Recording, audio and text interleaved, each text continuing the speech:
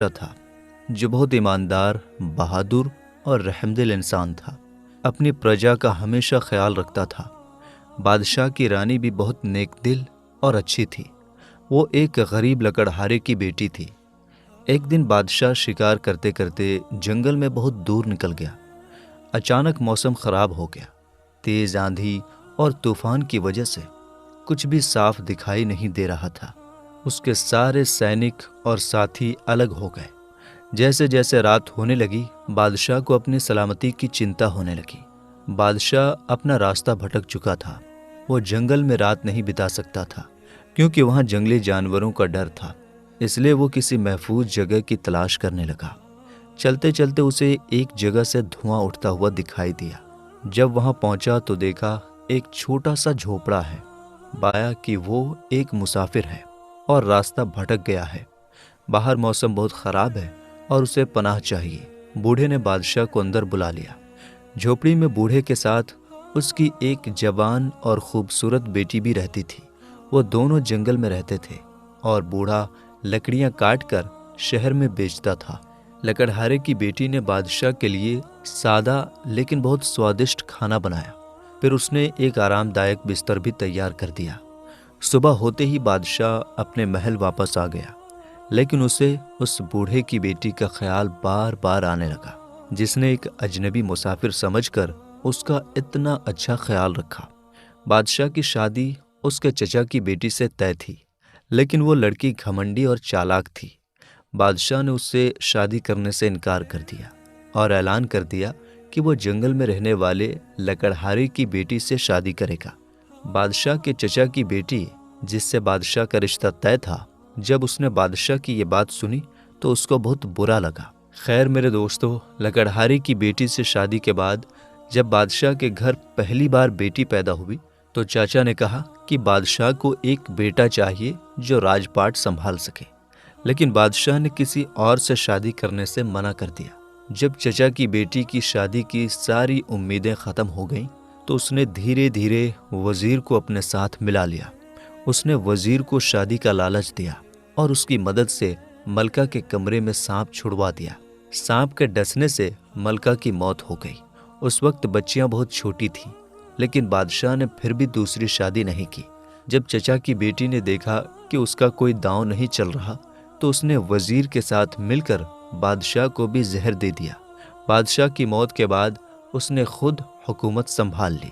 महल की एक पुरानी नौकरानी ये सब देख रही थी। उसे अंदाज़ा हो गया कि अब चचा की बेटी शहजादियों को भी मरवा देगी, इसलिए उसने रात के सन्नाटे में दोनों बच्चियों को लेकर महल से दूर जंगल की ओर निकल गई। इस तरह एक नेक बादशाह की प्रजा को एक जालिम और घमंडी शासक मिल गया। जंगल में पहुंचकर नौकरानी ने बच्चियों की परवरिश शुरू कर दी। वक्त गुजरता गया और दोनों लड़कियां जवान हो गईं। इसी दौरान एक दिन नौकरानी बहुत बीमार हो गई। मरने से पहले उसने दोनों लड़कियों को पास बुलाया और उन्हें सच्चाई बताई कि वे दरअसल शहजादियां हैं और उनके माँ बाप के साथ क्या हुआ था। नौकरानी के गुजरने के बाद लड़कियां अकेली रह गईं। वे अपने माँ बाप को याद करके बहुत रोतीं, लेकिन कुछ कर नहीं सकती थीं। उनका यही सिलसिला चलता रहा। एक दिन जंगल में एक शहजादा शिकार करने आया। उसके साथ उसका वजीर भी था। शहजादे ने जंगल में तीतर का शिकार किया और वजीर से कहा कि इन्हें अच्छे से साफ करके भून लाओ। शहजादा खुद एक घने पेड़ के नीचे आराम करने लगा। वजीर तीतर को साफ करके अपने मशकीजे से धोकर थोड़ी दूर आग जलाकर उन्हें भूनने लगा। तभी उसकी नज़र सामने एक झोपड़ी पर पड़ी। झोपड़ी के दरवाजे पर एक बेहद खूबसूरत लड़की खड़ी थी जो उसे हैरत से देख रही थी। वजीर भी चौंक गया कि इतनी खूबसूरत लड़की जंगल में कैसे हो सकती है। वो उठकर उस खूबसूरत लड़की के पास गया और उसे अपनी पहचान बताने लगा। इतने में उसे जलने की बू आई तो वो भागकर अपनी जगह वापस आया, लेकिन तब तक उसके तीतर जल चुके थे। वजीर परेशान हो गया। लड़की ने कहा, हटो, मैं तुम्हारे लिए तीतर भून देती हूँ। फिर लड़की ने तीतर भूनकर वजीर को दे दिए। वजीर शहजादे के पास गया। शहजादा इंतजार कर रहा था और सोच रहा था कि वजीर आज इतनी देर क्यों कर रहा है। जब शहजादे ने तीतर खाए तो उसे बहुत मजा आया। उसने पूछा, आज तीतर इतने स्वादिष्ट कैसे बने? पहले तो कभी ऐसे नहीं बने थे। वजीर ने बताया, यहाँ से थोड़ी दूर एक झोपड़ी में एक हसीन लड़की रहती है, उसी ने तीतर भून कर दिए हैं, क्योंकि मेरे तीतर तो जल गए थे। उधर झोपड़ी में छोटी बहन वापस आई। वो नदी पर कपड़े धोने गई थी।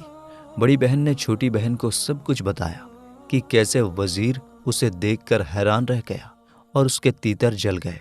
छोटी बहन ने कहा, देखना, वजीर अब शहजादे को लेकर आएगा।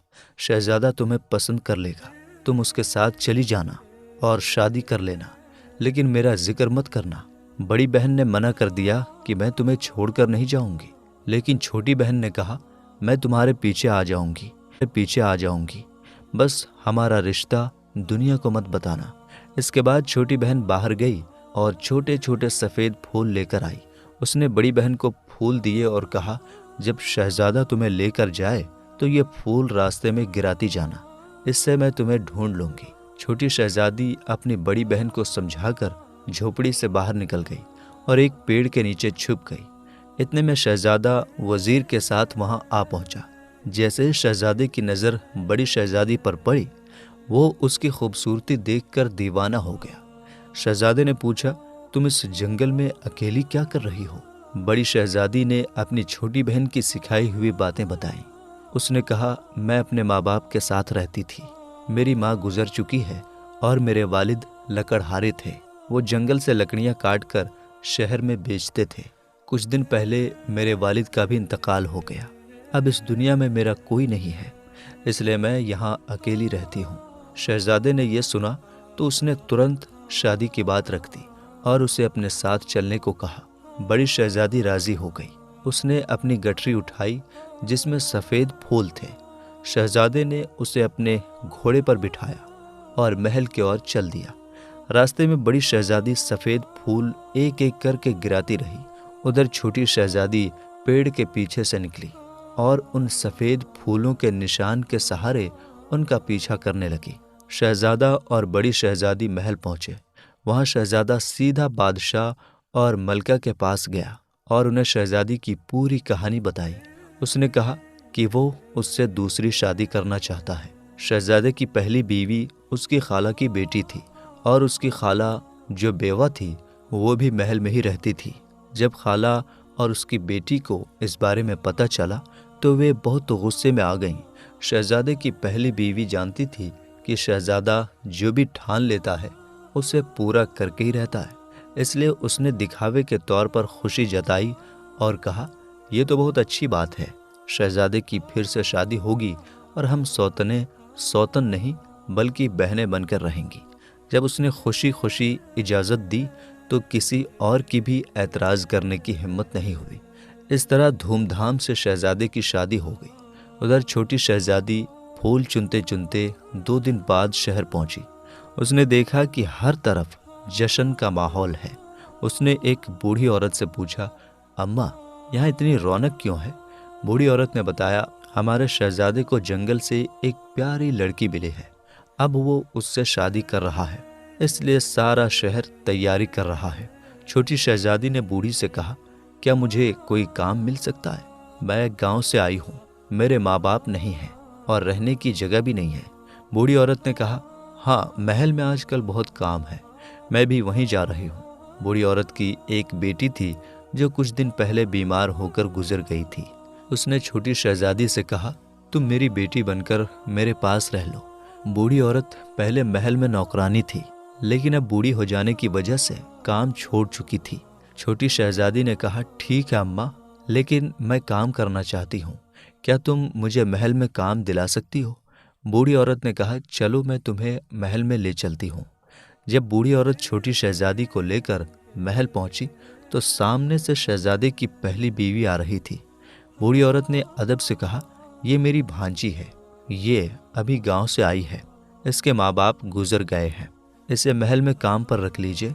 शहजादे की पहली बीवी ने छोटी शहजादी को कुछ देर देखा, फिर उसे अपने कमरे में ले गई। वहां उसने कहा, महल में सारी कनीज़ें मलका की ताबेदार हैं, लेकिन मैं किसी को नहीं खरीद सकती। अगर तुम मेरे लिए काम करो और जैसा मैं कहूँ वैसा करो तो मैं तुम्हें बहुत सारा गहना और पैसा दूंगी। छोटी शहजादी समझ गई कि ये शहजादे की पहली बीवी है और उसकी बातों से उसे साजिश की बू आने लगी। उसने जल्दी से कहा, जी मलका साहिबा, मैं आपकी हर बात मानूंगी। यह सुनकर शहजादी की पहली बीवी मुस्कुराई और बोली, अभी मैं मलका नहीं हूँ, शहजादा अभी बादशाह नहीं बना है। इस पर छोटी शहजादी ने समझदारी से कहा, आपका इकबाल बुलंद हो, अगर अल्लाह ने चाहा तो आप जल्द ही मलका बनेंगी। यह सुनकर पहली बीवी खुश हो गई और बोली, तुम बहुत काम की चीज़ हो, बस अब से महल में मेरे कहे मुताबिक चलना। छोटी शहजादी ने जवाब दिया, जी बिल्कुल, आप मुझे हमेशा वफादार पाएंगी। शहजादे की पहली बीवी एक दिन बड़ी शहजादी के कमरे में आई और बोली, ये लड़की आज से तुम्हारी कनीज है, तुम्हें जो भी काम हो इससे करवा लेना। जब बड़ी शहजादी ने छोटी शहजादी को देखा तो वो बहुत खुश हुई। उसने पहली बीवी का हाथ पकड़कर कहा, आप कितनी अच्छी हैं। पहली बीवी मुस्कुराते हुए बोली, महल में बहुत काम है, मैं देखती हूँ। और वहाँ से चलते हुए बोली, महल में बहुत काम है, मैं देखती हूँ। और वहाँ से चली गई। उसके जाते ही दोनों बहनें एक दूसरे के गले लग गईं। छोटी शहजादी ने बड़ी को ये नहीं बताया कि महल में उससे क्या काम करवाया जा रहा है। शहजादे की शादी हो गई और सब खुश थे, सिवाय शहजादे की पहली बीवी के। छोटी शहजादी सारा दिन बड़ी बीवी के पास रहती, लेकिन दोनों बहनें यही सोचती कि पहली बीवी से छुटकारा कैसे पाया जाए। कुछ दिनों बाद बड़ी शहजादी उम्मीद से हो गई। ये खबर सुनकर मलका बादशाह और शहजादा बहुत खुश हुए और बड़ी शहजादी का खास ख्याल रखा जाने लगा। लेकिन ये बात पहली बीवी के लिए किसी सदमे से कम नहीं था, क्योंकि वो अब तक शहजादे को औलाद नहीं दे पाई थी। पहली बीवी छोटी शहजादी के साथ बैठकर सोचने लगी कि क्या किया जाए। छोटी शहजादी परेशान रहने लगी। उसने बड़ी बहन से कहा, यहाँ से कहीं दूर चलो। लेकिन छोटी शहजादी बड़ी को ये नहीं बता सकती थी कि शहजादे की पहली बीवी उससे कितनी जलती है, क्योंकि पहली बीवी सबके सामने छोटी बीवी का बहुत ख्याल रखती थी।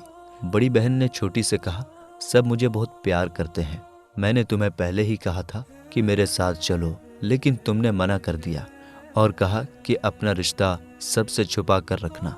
अब अगर तुम कहो तो मैं शहजादे को बता देती हूँ कि तुम मेरी बहन हो। लेकिन छोटी बहन समझदार थी, उसने मना कर दिया और कहा, अब बताने का मतलब ये होगा कि हम झूठी हैं और जानबूझकर अपना रिश्ता छुपा रही थीं। लोग सोचेंगे कि हम दोनों बहनें किसी साजिश के लिए महल में आई हैं। यह सोचकर छोटी शहजादी ने बड़ी को सख्ती से मना कर दिया कि किसी को उनका रिश्ता ना बताया जाए। कुछ दिनों बाद जब बड़ी शहजादी के बच्चे की पैदाइश का वक्त करीब आया तो शहजादे की पहली बीवी ने दाई और छोटी शहजादी को बहुत सारे पैसे दिए। उसने कहा, जैसे ही बच्चा पैदा हो तुम उसे मार देना और उसकी जगह बिल्ली का बच्चा रख देना। छोटी शहजादी ने कहा, यह काम मैं आसानी से कर लूंगी। जब बच्चा पैदा हुआ तो बड़ी शहजादी बेहोश थी।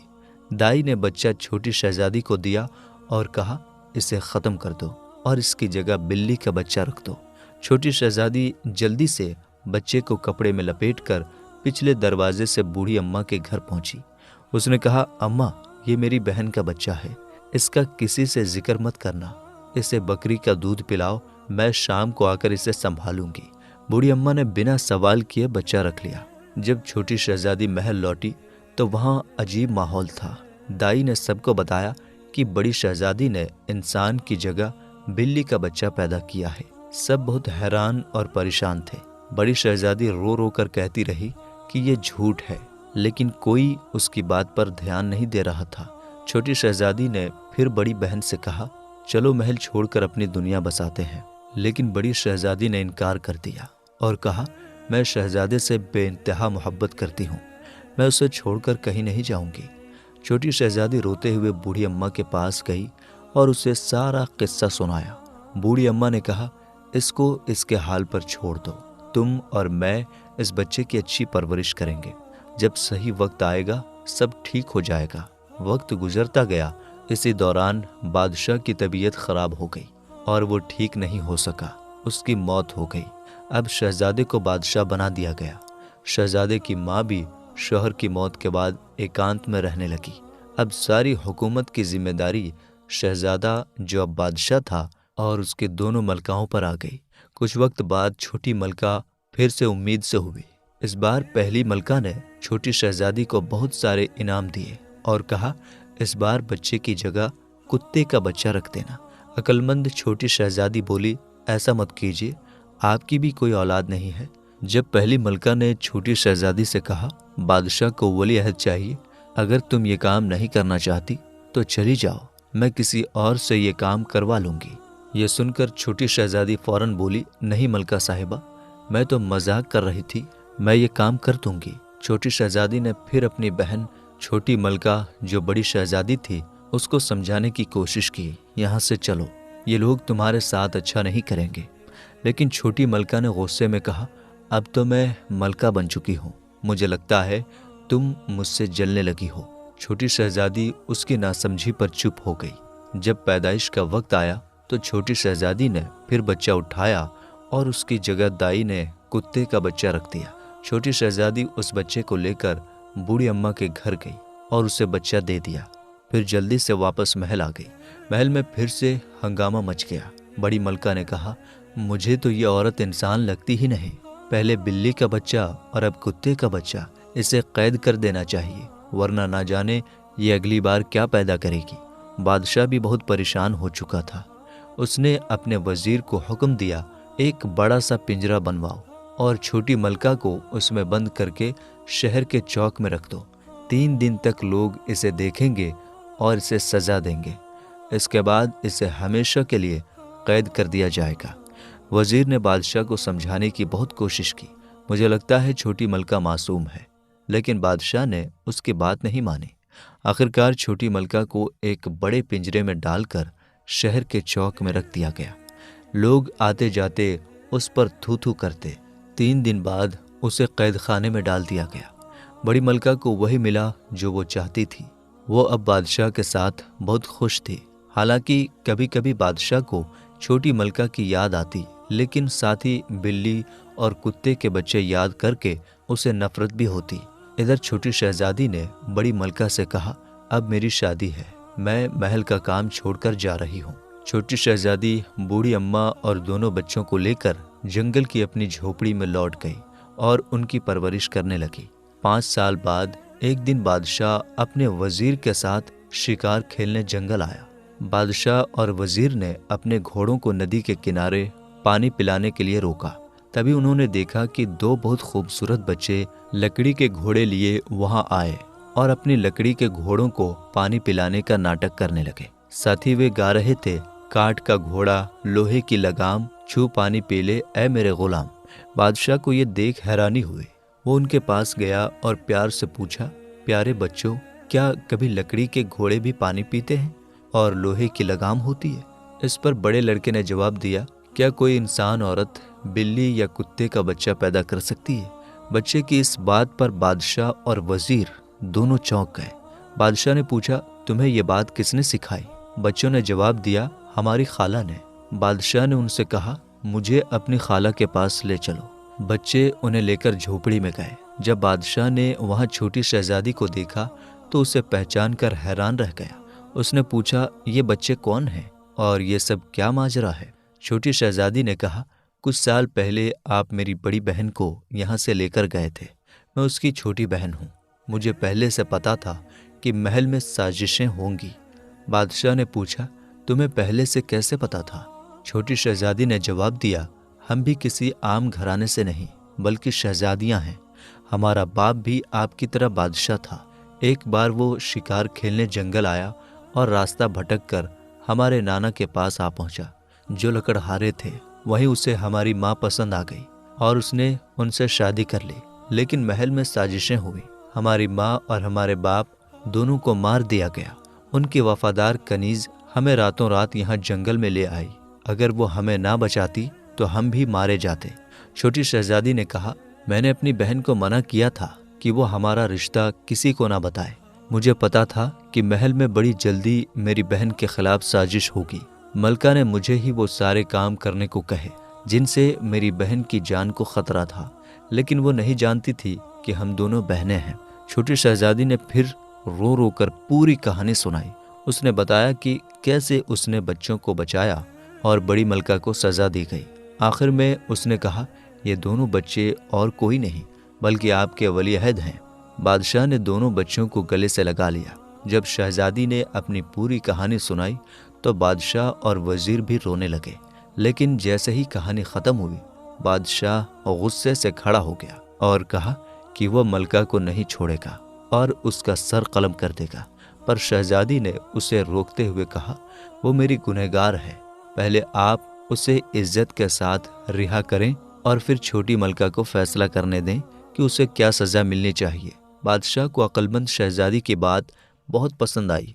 शहजादी जानती थी कि बड़ी मलका बहुत रहमदिल है और माफ़ कर देगी, क्योंकि सज़ा देने से वो समय वापस नहीं आ सकता जो छोटी मलका ने कैद में गुजारा था। एक बहन ने अपनी बहन को दूर रहने का दुख सहा और बच्चों ने अपनी माँ के बिना जीने का दर्द सहा। बादशाह ने दोनों बच्चों को अपने घोड़ों पर बिठाया। उधर वजीर, जो काफ़ी समय से शहजादी को चुपके देख रहा था, उसकी यह हरकत बादशाह से छिपी नहीं थी। बादशाह ने मुस्कुराते हुए वजीर को कहा कि वो शहजादी को अपने घोड़े पर बिठा ले। वजीर ने बादशाह की बात मानी और शहजादी को घोड़े पर बिठाकर महल की ओर रवाना हो गया। महल लौटकर बादशाह ने बड़ी मलका को बेड़ियों में बांध दिया और खुद छोटी मलका के पास कैद खाने में जाकर रोते हुए उसके सामने हाथ जोड़ दिए। उसने कहा, ऐ मलका, मुझे सारी सच्चाई पता चल गई है, मैं तुम्हें आज़ाद करने आया हूँ। बादशाह ने छोटी मलका को इज्जत के साथ रिहा किया और बड़ी मलका को उसके सामने पेश किया। वजीर ने सभी के सामने पूरी कहानी सुनाई। छोटी मलका अपनी बहन को गले लगाकर कहानी सुनती रही। जब उसे पता चला कि ये दोनों बच्चे उसके अपने बच्चे हैं तो वो फूट फूट कर रोने लगी। वो बच्चों और बहन को गले लगाए रोती रही। आखिरकार बादशाह ने छोटी मलका से कहा, आज तुम्हें पूरा हक है कि तुम बड़ी मलका को सज़ा दो। लेकिन छोटी मलका ने कहा, गुजरा हुआ वक्त वापस नहीं आ सकता, इसलिए मैं इसे कोई सज़ा नहीं दूंगी। जब बड़ी मलका, जो डर के मारे कांप रही थी, ये सुना तो वो भी रोते हुए छोटी मलका से लिपट गई और कहा, तुमने मुझे माफ़ करके मुझ पर बहुत बड़ा एहसान किया है। महल में जश्न का ऐलान किया गया।